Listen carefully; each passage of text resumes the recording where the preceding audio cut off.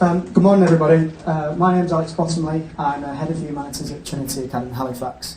And in the next 10 minutes, I'm briefly going to try and outline a couple of the lessons that I've learned from working on one of the DFE curriculum pilot programmes. I'm not going to bore you with the logistics or what that has actually looked like, but long story short, the DFE have provided us with a small amount of money that we can fund ourselves, or we can use to fund ourselves, to create a curriculum package to try and reduce teacher workload and improve student outcomes. There were 4, I believe, schools who received this funding. We received funding for the Yorkshire and Lancashire project. I believe the remaining hubs were set up down south. And through this process, we've worked with 20 schools to try and combat the issue that is planning a curriculum, reducing the workload that comes with that, but also trying to make sure that the resources are of high quality and reduce teacher workload throughout that process. So, in terms of the delivery that I'm giving today, I don't want anybody to be confused. I do not represent the views of the DFE. I am definitely not representing the views of the other hubs. I'm not even speaking today as a head of humanities. I'm sharing my experience as a history teacher who's been the lead in this project, but actually has learnt an incredible amount myself just through the collaboration process with 20 different schools across Yorkshire and Lancashire.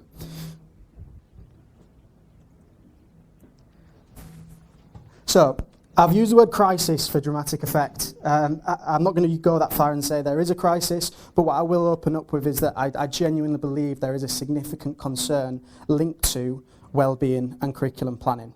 And I think you only have to, as I did, for a bit of fun, slightly weird, but a bit of fun, go onto the Facebook GCSE pages and type in Key Stage 3, and very quickly you get a strong idea of what is actually going on out there in terms of teachers who feel isolated or feel like they could do with a little bit more support. And events like this go an incredible long way to trying to plug some of those gaps. But the reality is, from what I've seen in the 20 schools that I've been into, there are still plenty of practitioners who unfortunately still feel this burden, still feel this stress, and ultimately are not benefiting from the wonderful things that go on. So what we've tried to do is create a curriculum that can reduce workload, can improve student outcomes, but ultimately can create a mobile history hub where practitioners feel empowered to discuss all things curriculum and hopefully become more empowered in their daily practice. So, the way that the project's worked, each term we've shared and planned our Key Stage 3 resources. I work as a Head of Humanities Monday to Thursday, and on a Friday that time is dedicated to curriculum planning or is dedicated to visiting the pilot schools to support them with CPD. And at the start of the process, I thought this would be relatively straightforward. I'll spend a couple of hours planning resources, I'll send them out to schools, schools will say they're brilliant, and then we've reduced workload and it's fine. The reality is very, very different, and actually it was quite demoralising at first when you send resources to 20 schools, you feel like a bit of a hero, here you go, I've reduced everything that you ever need to do, and then the feedback comes in and it's been absolutely ripped to pieces. The reality is that that process is so important, and I think the biggest thing that I've learned just from term 1 of this entire curriculum project is that the sooner that you can become familiar with your curriculum not being perfect and not quite being there, that's when you can really start to make powerful and sort of empowering decisions around your curriculum. So, our research has been carried out by Cooper Gibson. The DFE have also been involved. At this point, I will say that our pilot is due to end in April. So as far as we're concerned from our DFE status as a hub, it ends in the next month. But we're trying to make it bigger than just a DFE funded project and trying to make these resources go further than just 20 schools. Because as I'm going to mention hopefully in a couple of slides, the process is much more powerful than the resources themselves. So, the creation of the resources, we have tried to cover as many bases as possible. We have tried to make it knowledge rich. We had a strict brief from the DFE to meet when we went through the application process. Our resources had to be of a certain quality and had to be QA'd. Now, this happened at a very similar time to all of the work that's gone into Key Stage 3 curriculum, you know, linking perfectly on from what Will's just discussed about the diversification of the curriculum, ensuring that local history is embedded. We've tried to make sure that we've covered those aspects in detail, but the reality is I'm standing here now today knowing that we still have a lot more work to do. But for people who haven't yet had access to the resources or had a quick look, there's just a quick overview here of the things that we've provided, from big pictures to knowledge organisers to schemes of learning. I don't know where Will is, but we haven't ripped you off here, Will, with Meanwhile Elsewhere. It's not quite Meanwhile Elsewhere because it's not the same format and it's not the same structure. The cohort of students that I work with are disengaged pupils. The literacy is a huge concern, reading is a concern. So I didn't want to rip off Meanwhile Elsewhere and completely change it. Instead, we created a resource called In Focus, which would hopefully do some of the similar things. And the dream for us is to get to the Meanwhile Elsewhere. The dream is to have the curriculum that can do all of those things, but being realistic with where we're currently at and where a lot of our pilot schools are at, this is a sort of happy medium that we've found to try and get students into the habit of reading on their own and answering extended questions.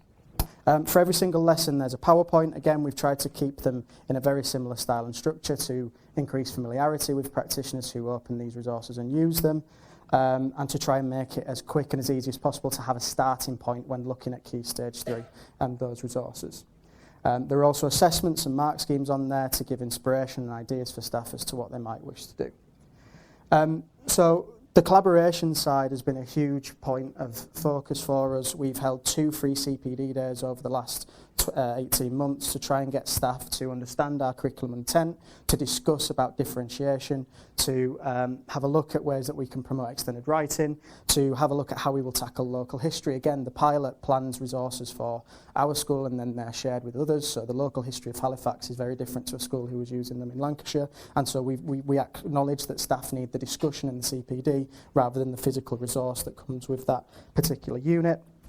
And the biggest thing that I really wanted to share today is this lesson that a curriculum is never perfect. And it's actually this conclusion that I've come to, which has shaped our next steps and the decision that I've made about what we're going to do with the curriculum moving forward. The feedback that we have termly has raised concerns over literacy, over extended writing, the pitch, the challenge. We just need to make sure that we are doing everything possible to discuss these big barriers that we know face our curriculum and things that we can do to tidy them up. So in conclusion, there's some data if people do want to catch me and see the statistics. It has been an incredible success. We have reduced workload. But to summarise in the final minute, for non-specialists, it's been incredibly powerful. For NQTs, it's been particularly powerful. It's given staff a framework for inquiry, and it's given us these big questions to move on to for what we can do next. So in the final 30 seconds, these resources are now available for free. Free.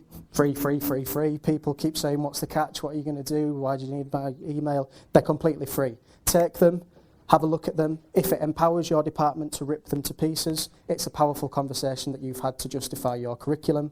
If it helps save you or a member of staff some time, then again, that's a wonderful impact. In the last 48 hours, 110 emails have landed in my inbox asking for access to these resources. 78 are schools, the rest are ITTs or NQTs or people currently looking for work. This is a real opportunity to try and combat the issues that we face with Key Stage 3 when Key Stage 5 and Key Stage 4 has been prioritised for so long. And I hope that by this gesture of putting our resources out there, we can give you some CPD time and some discussions to really improve and refine what you do along with everything else that's in here. And as a final passing statement, a huge thank you to everybody in this room who I follow on social media or who I've had conversations with, because when I've been planning these resources, all of your work has somehow found its way through bits of inspiration into this curriculum. That's why we're incredibly happy to give them away for free. There is not a single catch involved. Have a look at the resources. I hope they help in some way, shape or form, and thank you very much for your time.